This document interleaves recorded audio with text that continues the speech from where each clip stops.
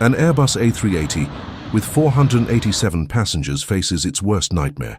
Total failure of hydraulic systems en route to São Paulo. With controls barely operational and fuel for only one attempt, the captain must accomplish the impossible: land the world's largest commercial aircraft on a military runway of just 800 meters, while 45-knot crosswinds threaten to turn the landing into tragedy. Between life and death, every decision counts. There are landings you train for 1,000 times in the simulator, and there are those no manual ever prepared you for. When all three hydraulic systems on my A380 failed simultaneously 200 kilometers from São Paulo, with 487 souls on board, I knew I was facing the second kind. The military runway ahead was 800 meters long. My aircraft needed 2,400, and the crosswind was blowing at 45 knots. Impossible? Maybe, but giving up was never an option. My name is Robert Anderson, and after 28 years of flying, I thought I'd seen it all. A380 captain for 7 years, I'd faced thunderstorms, engine failures, medical emergencies, but nothing, absolutely nothing, prepared me for that Tuesday morning. We departed Dubai at 3:47 a.m. local time, destination São Paulo. The flight was going perfectly. Clear skies, optimized routes, favorable forecast. My first officer, Frank, an experienced pilot I'd flown with dozens of times, was talking about his newborn son. The head flight attendant brought us coffee, everything absolutely normal at 41,000 feet. We were over the South Atlantic, already in Brazilian territory, when the first alert sounded. A yellow warning on the panel. Low pressure in the green hydraulic system. Frank and I exchanged a glance. Not uncommon. Could be a faulty sensor, a minor fluid leak. We initiated standard procedures, consulted the electronic manuals. 3 minutes later, the yellow system lit up the alert. My stomach tightened. 2 hydraulic systems compromised simultaneously. The statistical odds were astronomical. Frank was already on the radio, reporting to ground maintenance, requesting immediate technical analysis. Then came the third alert. Blue hydraulic system. Total failure. For a moment we just stared at each other in silence. The A380 has 3 completely independent hydraulic systems, designed with extreme redundancy. The probability of all failing at once was virtually zero. Virtually. But there it was, right before my eyes. 3 red systems on the panel. Without hydraulics, I had no full control over the flaps, spoilers, nose steering, brakes. The aircraft still responded partially through backup electrical controls, but it was like trying to drive a 560-ton truck using only arm strength. Guarulhos, this is Airbus 729, declaring emergency. My voice came out calmer than I felt. Total hydraulic system failure. Requesting priority vectors and preparation for emergency landing. The response came quickly, but with the news I dreaded. Airbus 729, copy emergency. Be advised Guarulhos is temporarily closed. Accident on main runway, estimated reopening in 90 minutes. 90 minutes. I had fuel for maybe 40. The silence in the cockpit was broken only by the constant hum of the engines and periodic system alerts. Frank was already calculating alternatives on the flight computer, fingers moving rapidly across the keyboard. I kept the aircraft stable, feeling every sluggish response from the controls. Viracopos is receiving diverted traffic from Guarulhos, holding pattern 40 minutes, Frank announced. Campinas also congested.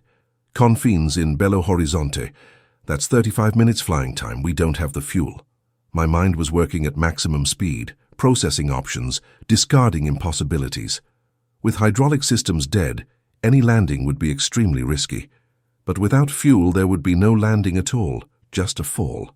There's more, Frank continued, voice tense. Just got weather update.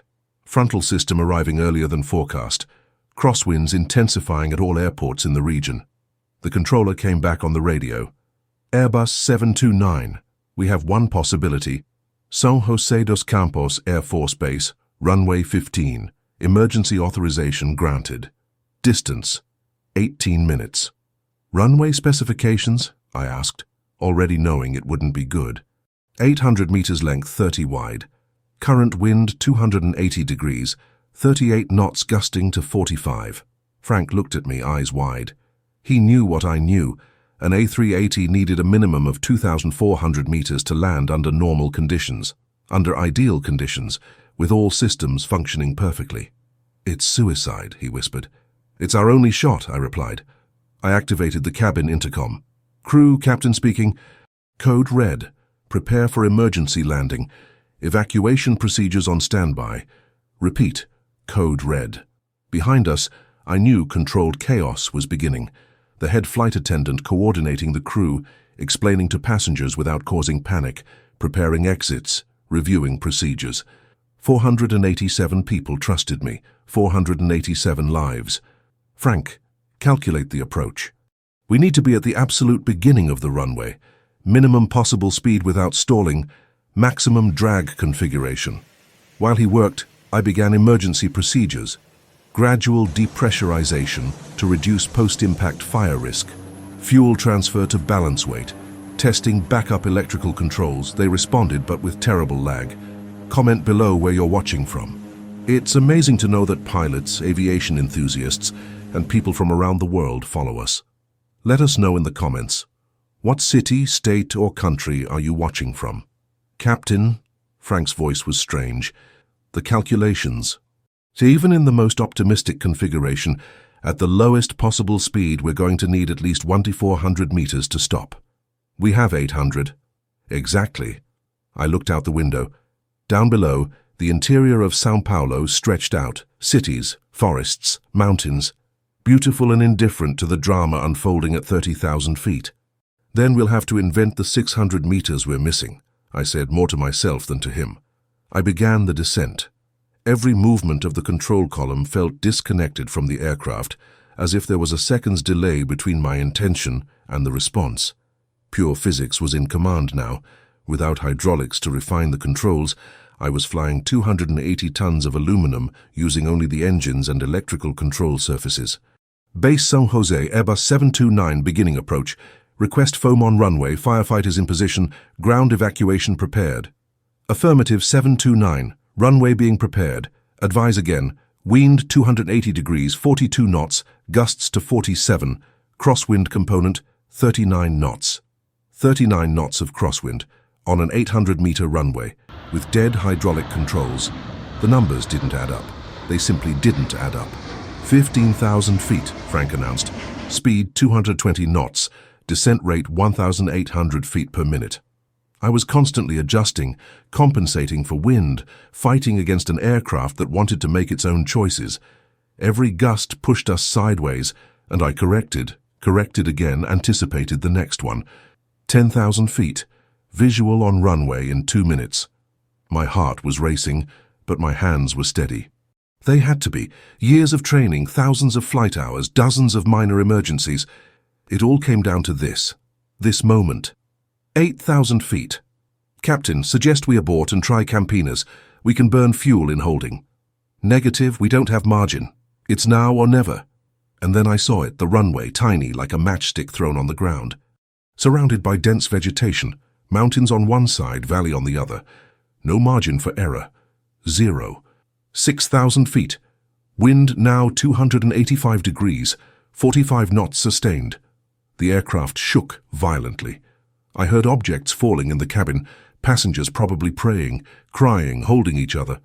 Couldn't think about that, not now. 4,000 feet, final approach. Flaps. "Captain, flaps not responding fully." "We only have 60% extension." Of course they weren't. Without hydraulics, the backup electrical systems did what they could, but it wasn't enough. It would never be enough. "Work with what we've got," I replied, adjusting the descent angle. 3,000 feet. Speed 180 knots. Too fast for the runway. "I know." 2,000 feet. Gust. Wind 48 knots. The aircraft rolled 15 degrees to the right. I compensated, muscles tense. My entire being focused on keeping that giant aligned with the impossible runway below. 1,000 feet. "Captain, we can still go around." "With what fuel, Frank?" "With what fuel?" 500 feet. The runway was growing in the windscreen, but still looked like a toy. How was I going to put an A380 there 300 feet? The vegetation on the sides was so close I could see individual trees. My right hand on the control column, left on the thrust levers, feet dancing on the rudder pedals. Every muscle in my body involved in keeping that colossus on the right path. 200 feet, speed 165, still too fast. Committed to landing, I announced. No turning back. 150 feet. Wind slammed us violently to the left. So I corrected aggressively, maybe too much. The right wing rose 20 degrees. Caution, caution, the alarm screamed. 100 feet. I could see the foam on the runway, fire trucks positioned, people running to get clear. Cut more power on the engines. Needed to slow down, needed to... If you're enjoying this real aviation story, hit that like button now. It helps other aviation enthusiasts find this content. And if you're not subscribed yet, subscribe so you don't miss our next stories. 50 feet, brutal gust, 51 knots according to instruments. The aircraft yawed 30 degrees right. Left rudder to the floor, control column compensating, asymmetric engine thrust. Go around, Frank shouted. Too late. 30 feet. I leveled the wings with brutal force. The stall warning started blaring. Speed too low, but speed too high for the runway, the impossible paradox. 20 feet. Runway threshold directly below. Last gust, last correction. 10 feet. Closed the throttles completely. Pulled the nose up 5 degrees. Prayed. The main landing gear hit the runway with an impact that reverberated through the entire structure. It wasn't a landing. It was a controlled crash. The nose gear came down next, softer but still violent. Full reverse. Maximum brakes, I shouted. Frank activated the engine reversers. The roar was deafening. I stomped on the brakes with all the strength I had, knowing that without hydraulics, the backup electric brakes offered maybe 40% of normal capacity. The runway was disappearing at terrifying speed. 400 meters remaining. 300. 200. We're not gonna make it. We're not gonna make it, Frank was shouting. I kept the brakes floored. The aircraft started yawing right. Crosswind, asymmetric brakes, runway wet from foam. Compensated with rudder, which barely responded. 100 meters of runway. Speed still 80 knots, too fast. The end of the runway approached like a wall. 50 meters, 60 knots. The trees ahead were massive. I could see every branch, every leaf. Hold, I shouted, more to myself than to Frank. 25 meters, 40 knots. The tires were smoking. The smell of burning rubber invaded the cockpit. 10 meters, 25 knots. I could see bare earth beyond the runway. Could see where we'd end up if we didn't stop first. 5 meters, 15 knots. The world in slow motion. The aircraft stopped. 3 meters before the end of the runway. 3 meters between life and death for 487 people. For long seconds, neither Frank nor I moved. We just sat there, hands still on the controls, bodies tense, breathing ragged.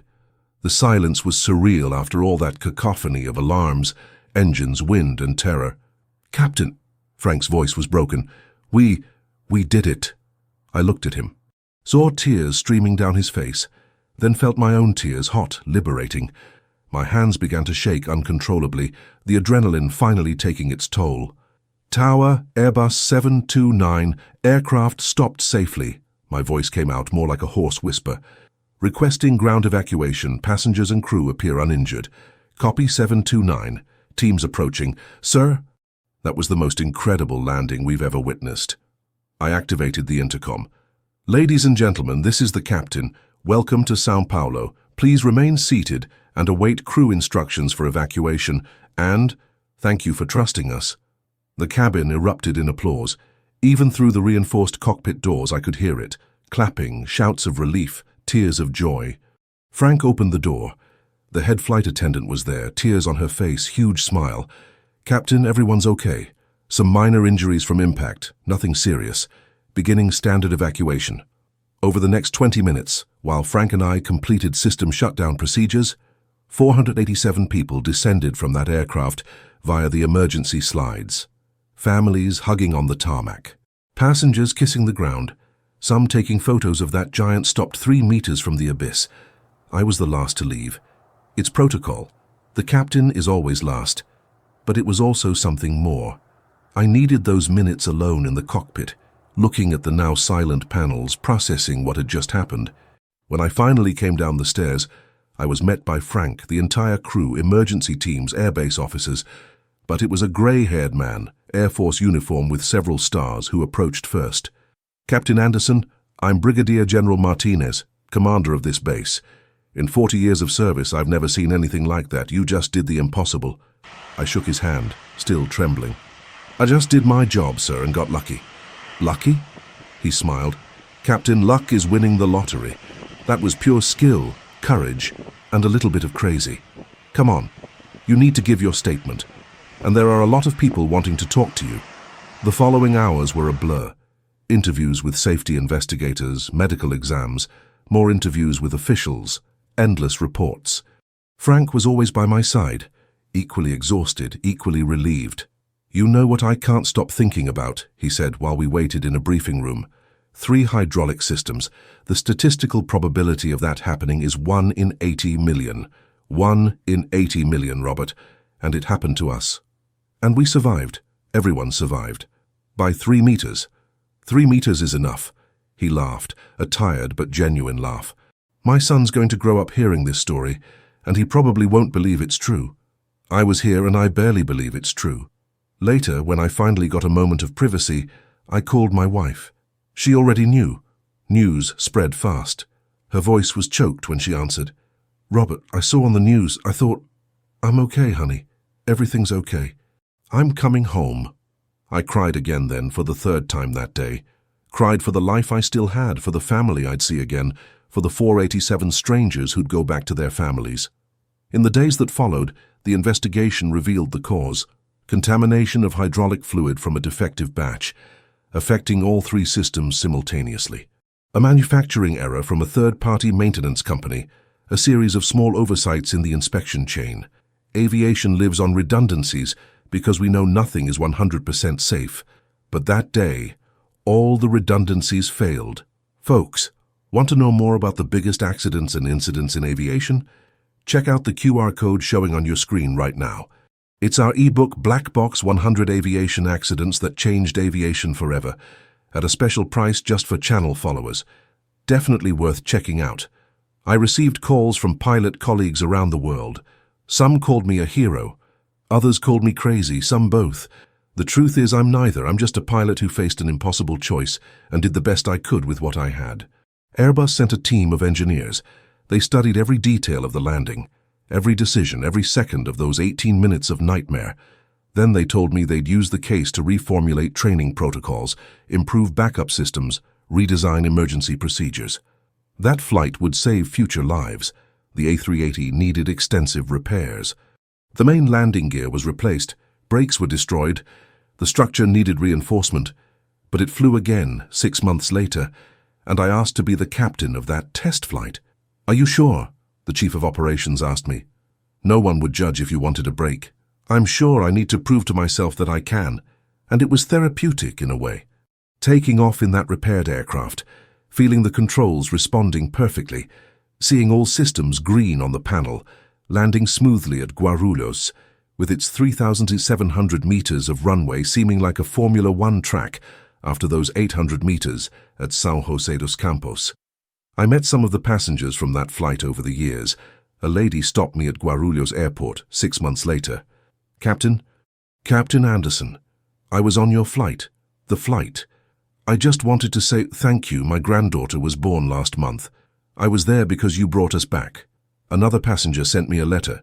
He was a doctor returning from a conference in Dubai. "I've saved many lives in my career," he wrote, "but you saved mine, and now I can continue saving others.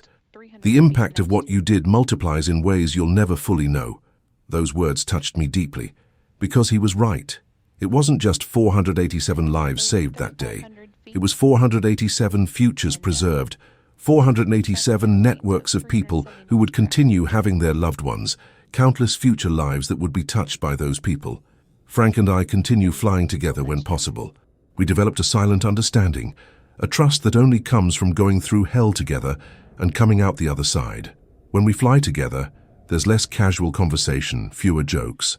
But there's a solidity, a certainty that if the impossible happens again, we'll be ready. São José dos Campos Air Force Base placed a small plaque at the threshold of runway 15. 3 meters, it simply says. Every pilot who lands there knows what it means. It's a silent reminder that in aviation, margin of error isn't a luxury, it's a necessity. And when that margin disappears, all that's left is skill, training, and a little divine grace. I still have occasional nightmares. I wake up seeing that runway approaching, tiny and impossible. I wake up feeling the aircraft yawing in the wind, alarms screaming, the end of the runway approaching. But then I really wake up, in my bed, my wife beside me, and I take a deep breath. Because I survived. Because we all survived. Something changed in me that day. Not in obvious ways. I still fly, still love what I do, still trust the planes and the systems. But I have a renewed reverence for the fragility of life, for the importance of every decision, for the responsibility I carry every time I occupy that left seat. In aviation, we say a good landing is one you can walk away from. A great landing is one where the aircraft can fly again. And a perfect landing is one where nobody notices there was any problem. The landing at São José dos Campos wasn't any of those things, but it was something better. It was a landing where everyone survived against all odds, where the impossible became possible, where 487 people got a second chance at life. Today, when I pass that runway at São José dos Campos, I always see that small mark 3 meters before the end. And I wonder, how many times in life are we 3 meters from the abyss without even knowing it? How many times does someone save us with decisions we'll never know about? The difference between tragedy and miracle can be measured in meters, in seconds, in heartbeats. That day we had 3 meters of miracle, and that was enough. If this story moved you, subscribe to the Black Box channel and hit that notification bell so you don't miss any stories from the skies. Share it with other aviation enthusiasts. And leave us a comment. Would you have the courage to do what was necessary that day? See you on the next flight.